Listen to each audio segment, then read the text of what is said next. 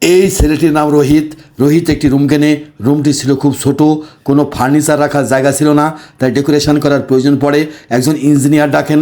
Engineer এসে প্রথমে লোহার অ্যাঙ্গেল দিয়ে গোলাকৃতির একটি খাট তৈরি করেন। খাটের উপর কোন বিছানা বিছিয়ে দেন, খাটের পাশ দিয়ে শর্ট পাইট দিয়ে দেন, খাটের পাশে মোবাইল চার্জের ব্যবস্থা করে দেন, চশমা অন্যান্য জিনিস রাখেন।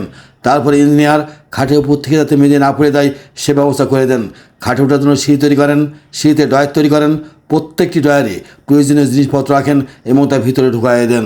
তারপরে ইঞ্জিনিয়ার খাটের পাশে স্লিপারের ব্যবস্থা করে দেন। তারপরে ইঞ্জিনিয়ার খাটের নিচে একটি শোকেস তৈরি করেন, পুতুল রাখেন এবং অন্যান্য নিত্য প্রয়োজনীয় জিনিসপত্র রাখেন। তারপরে ইঞ্জিনিয়ার কোল্ড রাখারও ব্যবস্থা করে দেন। খাটের নিচে সুন্দর একটি টেবিল তৈরি করেন, টেবিলের উপর পিসি রাখেন যাতে রোহিত পিসিতে গেম খেলতে পারে। তারপরে ইঞ্জিনিয়ার সুন্দর একটি টেবিল তৈরি করেন, টেবিলের উপর ল্যাপটপ রাখেন যাতে রোহিত ল্যাপটপে কাজ করতে পারে। সুন্দর একটি বুক সেলফ তৈরি করেন, প্রয়োজনীয় বইপত্র রাখেন এবং অন্যান্য জিনিসও রাখেন।